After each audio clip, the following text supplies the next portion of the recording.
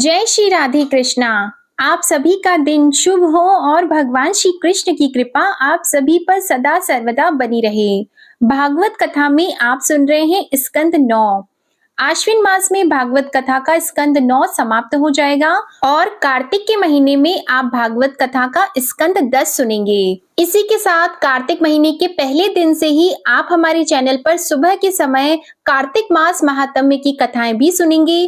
तो जो भी भक्तजन कार्तिक का स्नान करेंगे या नहीं भी करें, तो अगर आप कथा सुनना चाहते हैं तो आप हमारे चैनल पर जरूर सुनिएगा और इसके लिए आप हमारे चैनल को सब्सक्राइब करके बेल आइकन प्रेस कर लें, जिससे आपको इस वीडियो का नोटिफिकेशन जल्द से जल्द मिले। तो आइए अब शुरू करते हैं आज का अध्याय। इस अध्याय में आप सुनेंगे इक्ष्वाकु के वंश का वर्णन, मानधाता और सौभरी ऋषि की कथा, राजा त्रिशंकु और हरिश्चंद्र की कथा और सगर के चरित्र का वर्णन। श्री शुकदेव जी कहते हैं, परीक्षित, अम्बरीश के 3 पुत्र थे, विरूप, केतुमान और शंभु। विरूप से पृष्ठदश्व और उसका पुत्र रथितर हुआ। रथितर संतानहीन था। वंश परंपरा की रक्षा के लिए उसने अंगिरा ऋषि से प्रार्थना की। उन्होंने अपनी पत्नी से ब्रह्मतेज से संपन्न कई पुत्र उत्पन्न किए। यद्यपि ये सब रथितर की भार्या से उत्पन्न हुए थे, इसलिए इनका गोत्र वही होना चाहिए था जो रथितर का था, फिर भी वे आंगिरसी कहलाए। ये ही रथितर वंशियों के प्रवर कुल में सर्वश्रेष्ठ पुरुष कहलाए, क्योंकि ये शत्रुपेत ब्राह्मण थे। क्षत्रिय और ब्राह्मण दोनों गोत्रों से इनका संबंध था। हे परीक्षित, एक बार मनु जी के छींकने पर उनकी नासिका से इक्ष्वाकु नाम का पुत्र उत्पन्न हुआ। इक्ष्वाकु के 100 पुत्र थे। उनमें सबसे बड़े 3 थे, विकुक्षी, निमि और दंडक। परीक्षित, उनसे छोटे 25 पुत्र आर्यवर्त के पूर्व भाग के और 25 पश्चिम भाग के तथा उपयुक्त 3 मध्य भाग के अधिपति हुए। शेष 47 दक्षिण आदि अन्य प्रांतों के अधिपति हुए।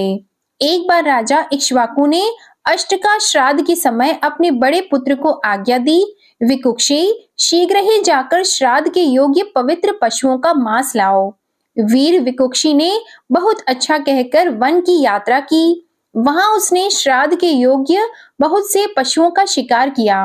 वह थक तो गया ही था, भूख भी लगी थी, इसलिए यह बात भूल गया कि श्राद्ध के लिए मारे हुए पशु को स्वयं न खाना चाहिए। उसने एक खरगोश खा लिया। विकुक्षी ने बचा हुआ मांस खाकर अपने पिता को दिया। इक्ष्वाकु ने अब अपने गुरु से उसे प्रोक्षण करने के लिए कहा। तब गुरुजी ने बताया कि यह मांस तो दूषित एवं श्राद्ध के अयोग्य है। परीक्षित, गुरुजी के कहने पर राजा इक्ष्वाकु को अपने पुत्र की करतूत का पता चल गया।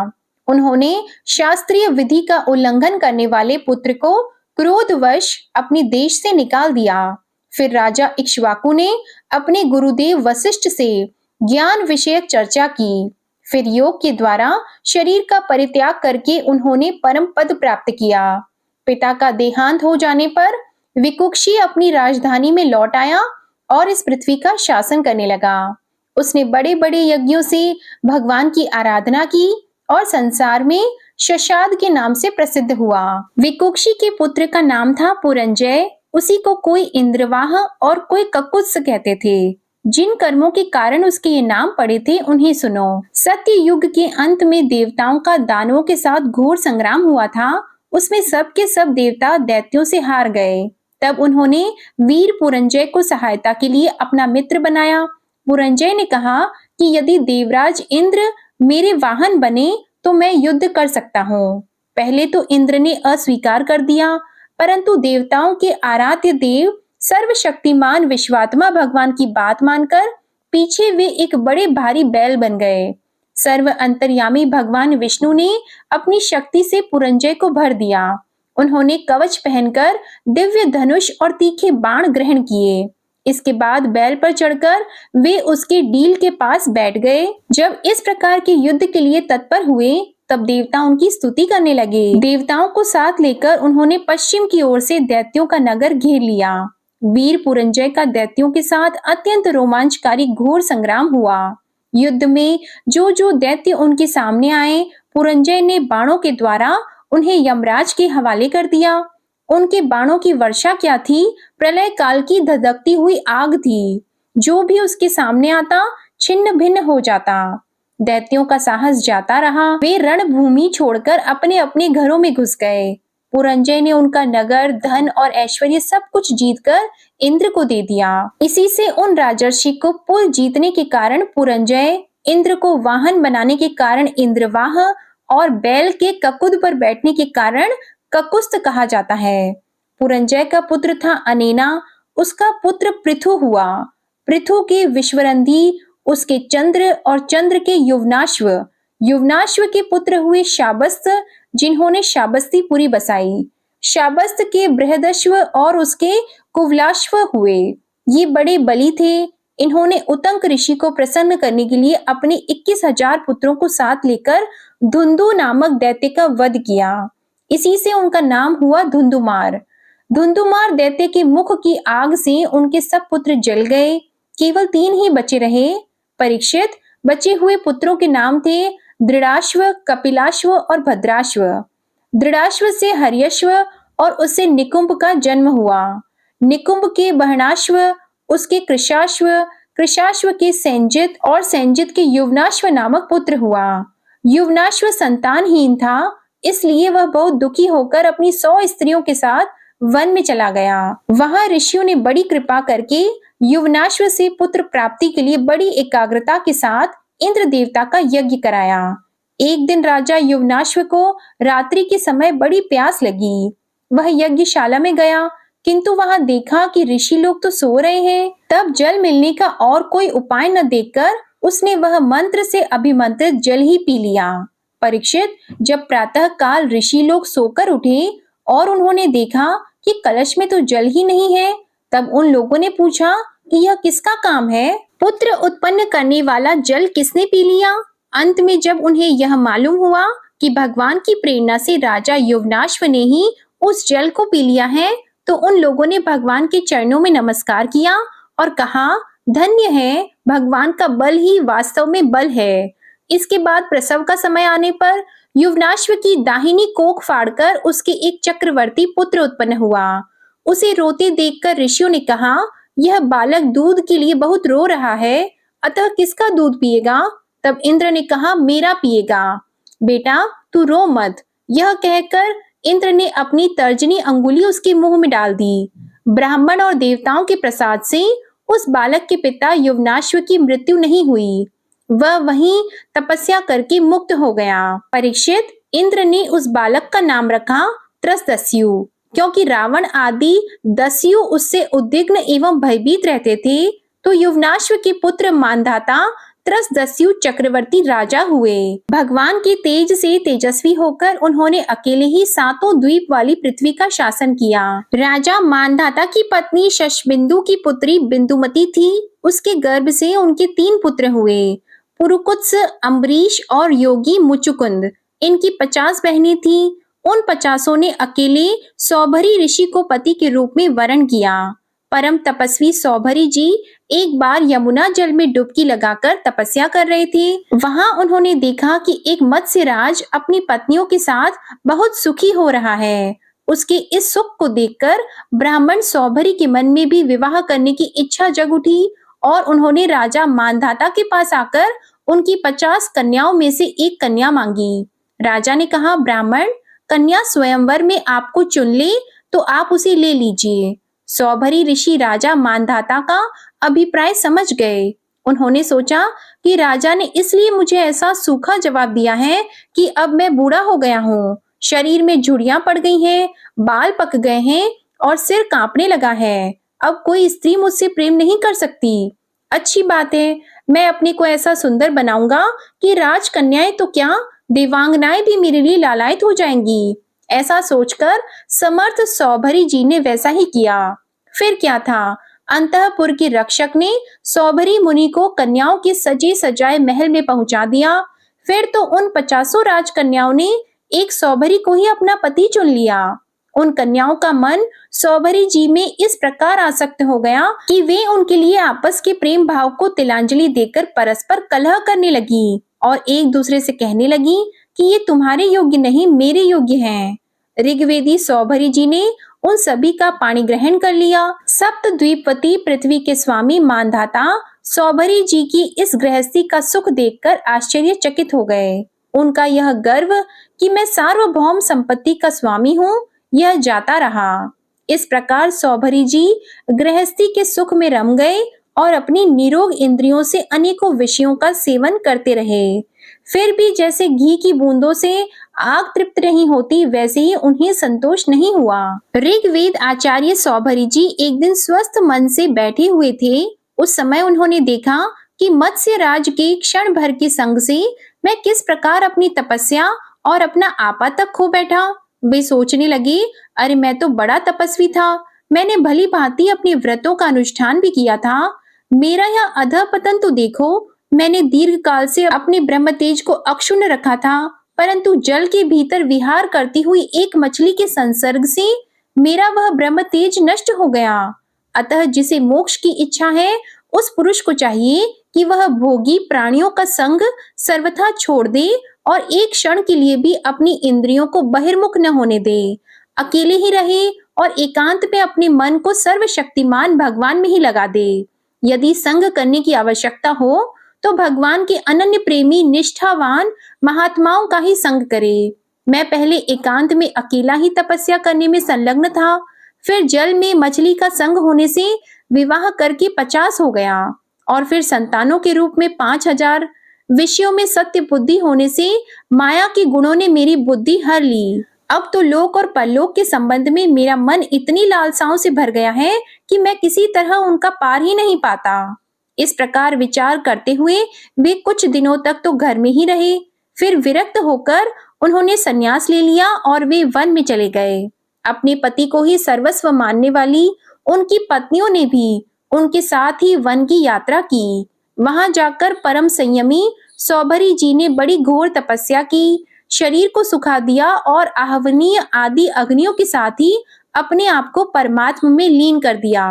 परीक्षित, उनकी पत्नियों ने जब अपने पति सौभरी मुनि की आध्यात्मिक गति देखी, तब जैसे ज्वालाएं शांत अग्नि में लीन हो जाती हैं, वैसे ही वे उनके प्रभाव से सती होकर उन्हीं में लीन हो गईं, उन्हीं की गति को प्राप्त हुई। श्री सुखदेव जी कहते हैं, परीक्षित, मैं वर्णन कर चुका हूँ कि मानधाता के पुत्रों में सबसे श्रेष्ठ अम्बरीश थे। उनके दादा युवनाश्व ने उन्हें पुत्र रूप में स्वीकार कर लिया। उनका पुत्र हुआ युवनाश्व और यौवनाश्व का हारित। मानधाता के वंश में ये 3 अवंतर गोत्रों के प्रवर्तक हुए। नागों ने अपनी बहन नर्मदा का विवाह पुरुकुत्स से कर दिया था। नागराज वासुकी की आज्ञा से नर्मदा अपने पति को रसातल में ले गई। वहां भगवान की शक्ति से संपन्न होकर पुरुकुत्स ने वध करने योग्य गंधर्वों को मार दिया। इस पर नागराज ने प्रसन्न होकर पुरुकुत्स को वर दिया कि जो इस प्रसंग का स्मरण करेगा वह सर्पों से निर्भय हो जाएगा। राजा पुरुकुत्स का पुत्र त्रसदस्यु था। उसके पुत्र हुए अनरण्य, अनरण्य के हर्यश्व, उसके अरुण और अरुण के त्रिबंधन हुए। त्रिबंधन के पुत्र सत्यव्रत हुए। यही सत्यव्रत त्रिशंकु के नाम से विख्यात हुए। यद्यपि त्रिशंकु अपने पिता और गुरु के शाप से चांडाल हो गए थे, परंतु विश्वामित्र जी के प्रभाव से वे सशरीर स्वर्ग में चले गए। देवताओं ने उन्हें वहां से ढकेल दिया और वे नीचे को सिर किए हुए गिर पड़े, परंतु विश्वामित्र जी ने अपने तपोबल से उन्हें आकाश में ही स्थिर कर दिया। वे अब भी आकाश में लटके हुए दिखते हैं। त्रिशंकु के पुत्र थे हरिश्चंद्र। उनके लिए विश्वामित्र और वशिष्ठ एक दूसरे को शाप देकर पक्षी हो गए और बहुत वर्षों तक लड़ते रहे। हरिश्चंद्र की कोई संतान नहीं थी, इससे वे बहुत उदास रहा करते थे।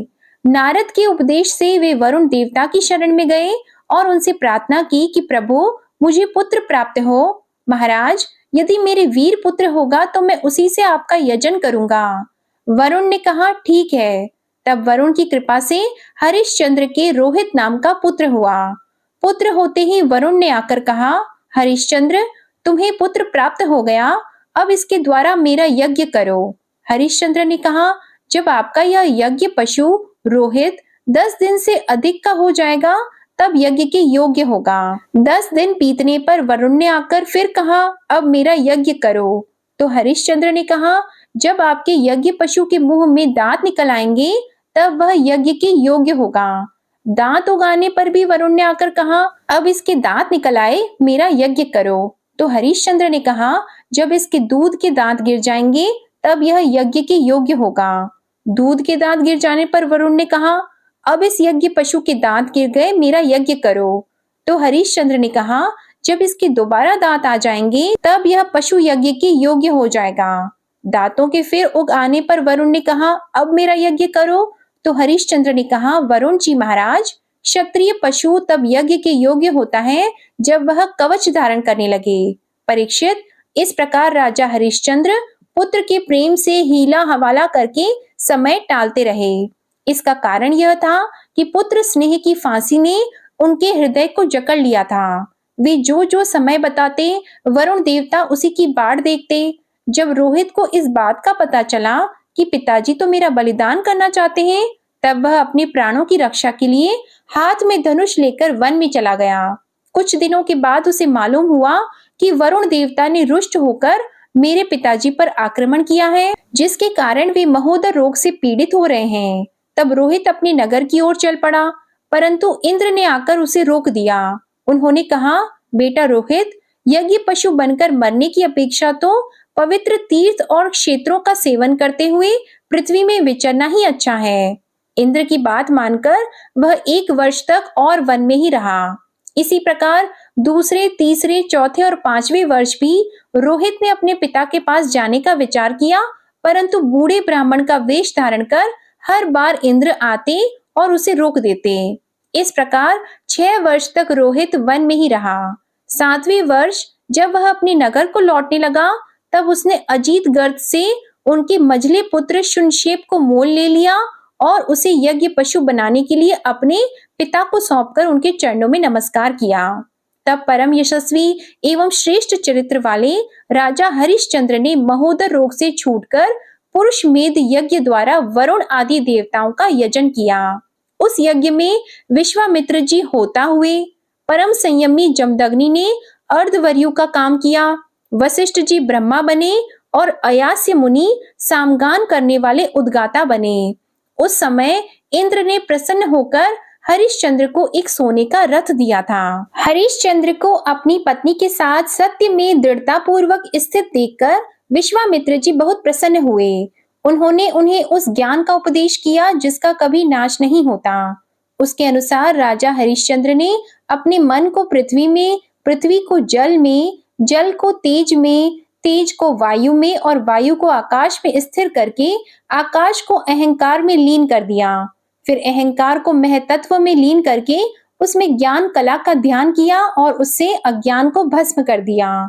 इसके बाद निर्वाण सुख की अनुभूति से उस ज्ञान कला का भी परित्याग कर दिया और समस्त बंधनों से मुक्त होकर वे अपने उस स्वरूप में स्थित हो गए जो न तो किसी प्रकार बताया जा सकता है और न उसके संबंध में किसी प्रकार का अनुमान ही किया जा सकता है। श्री सुखदेव जी कहते हैं, रोहित का पुत्र था हरित, हरित से चंप हुआ, उसी ने चंपापुरी बसाई थी। चंप से सुदेव और उसका पुत्र विजय हुआ।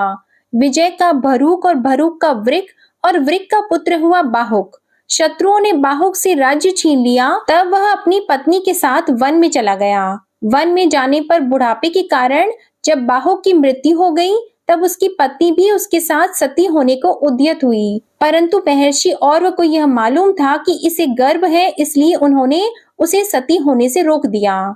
जब उसकी सौतों को ये बात मालूम हुई तो उन्होंने उसे भोजन के साथ विष दे दिया, परंतु गर्भ पर उस विष का कोई प्रभाव नहीं पड़ा, बल्कि उस विष को लिए हुए ही एक बालक का जन्म हुआ, जो गर्भ के साथ पैदा होने के कारण सगर कहलाया।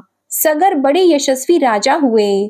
सगर चक्रवर्ती सम्राट थे। उन्हीं के पुत्रों ने पृथ्वी खोदकर समुद्र बना दिया था। सगर ने अपने गुरुदेव और्व की आज्ञा मानकर तालजंग, यवन, शक, हैहय और बर्बर जाति के लोगों का वध नहीं किया, बल्कि उन्हें विरूप बना दिया। कुछ लोगों को सगर ने केवल वस्त्र ओढ़ने की ही आज्ञा दी, पहनने की नहीं, और कुछ को केवल लंगोटी पहनने को ही कहा, ओढ़ने को नहीं। इसके बाद राजा सगर ने और्व ऋषि के उपदेश अनुसार अश्वमेध यज्ञ के द्वारा संपूर्ण वेद एवं देवतामय आत्मस्वरूप सर्वशक्तिमान भगवान की आराधना की। उसके यज्ञ में जो घोड़ा छोड़ा गया था उसे इंद्र ने चुरा लिया।